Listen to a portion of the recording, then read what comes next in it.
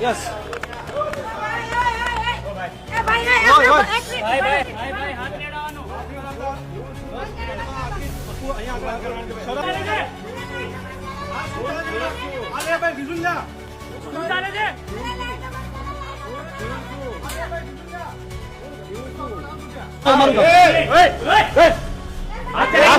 શરમજનક બાબત છે. આ શું ચાલે છે અહીંયા આગળ? આ શું ચાલે છે અહીંયા આગળ?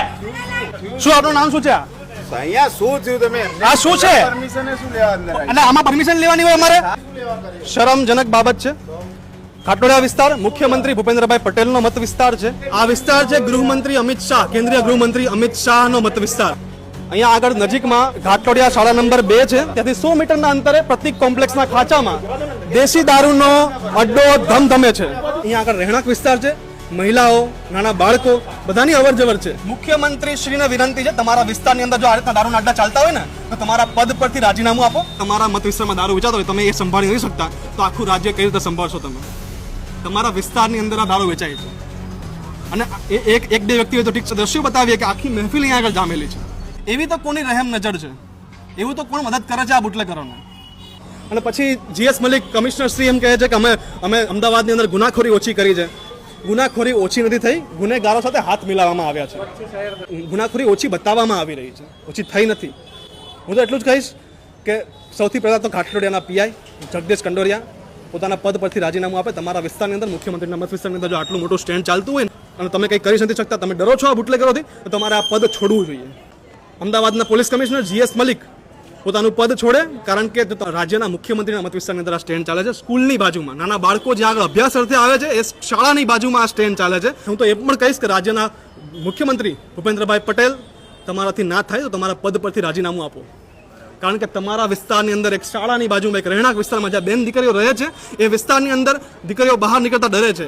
બુટલેગરનું નામ છે મંજુ ઠાકોર, શૈલેષ ઠાકોર, અને આ લોકો અહીંયા આગળ ખુલ્લે આમ, આ વ્યક્તિનું નામ શૈલેષ ઠાકોર છે, આ વ્યક્તિ દારૂનો અડ્ડો ચલાવે છે અને અમને ધમકી આપે છે કે તમે આ સ્ટેન્ડ ખોટું લીધું છે. અહીંયા આવીને એમનું કેવું એવું છે કે તમે અહીંયા આવીને ભૂલ કરી દીધી એટલે તમે આ સ્ટેન્ડ ખોટું લઈ લીધું. એવું તમે શું કરી લેશો? અરે એ જ ભાઈ, એવું તમારાથી ડરીએ છીએ અમે. હા ભાઈ, ના, તમે પત્રકાર છો. હા, તમારા સ્ટેન્ડ ખોટું લઈ લીધું એટલે તમારી આ ભાષા કઈ છે?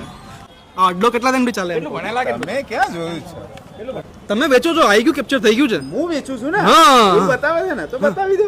હા, બતાવી દો, કશો વાંધો નહીં. આ વ્યક્તિ દારૂનો અડ્ડો બેફામ રીતે ચલાવે છે અને પોતાને આત્મવિશ્વાસ છે કે એના ઉપર કંઈ નથી થવાનું. એ અહીંયા ઊભો છે કે તમારાથી થાય એ કરો. એને ના પોલીસનો ડર છે.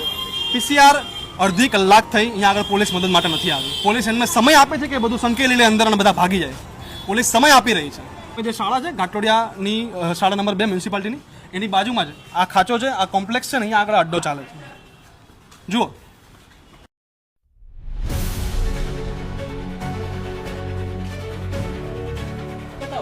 આ જગ્યા છે. તમને ડ્રોનના દ્રશ્યો બતાવશું આ જગ્યાના. આ જગ્યા ઉપર બેસીને લગભગ 25 થી 30 લોકો દારૂ પી રહ્યા છે. અંદરના દ્રશ્યો જોવા નહીં મળે, પણ બહારની જગ્યાએ તમને બતાવશું કે આ જગ્યાએ અહીંયા 25 થી 30 લોકો બેસીને દારૂ પી રહ્યા છે. આ તમે દ્રશ્યો જોઈ શકો છો સ્ક્રીન પર. આ જગ્યા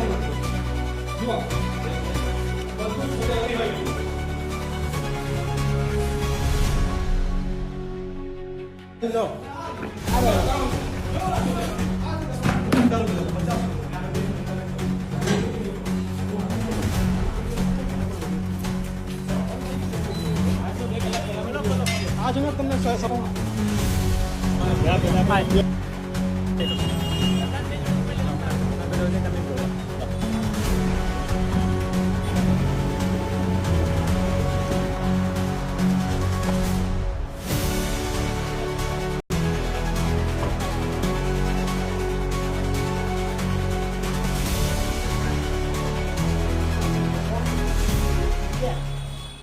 અમદાવાદ મીડિયાની ટીમ દ્વારા ઘાટલોડિયા વિસ્તારમાં એક સફળ સ્ટિંગ ઓપરેશન પાર પાડવામાં આવ્યું.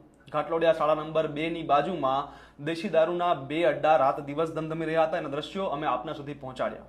એક એવું રાજ્ય કે જ્યાં આગળ દારૂબંધી નથી, જ્યાં દારૂ પીવાની છૂટ છે, એવા રાજ્યમાં પણ એવા તો નીતિ નિયમો હોય છે કે સ્કૂલની બાજુમાં, એટલીસ્ટ સ્કૂલની બાજુમાં કે હોસ્પિટલની બાજુમાં તો દારૂના અડ્ડા ન ચાલવા જોઈએ ને.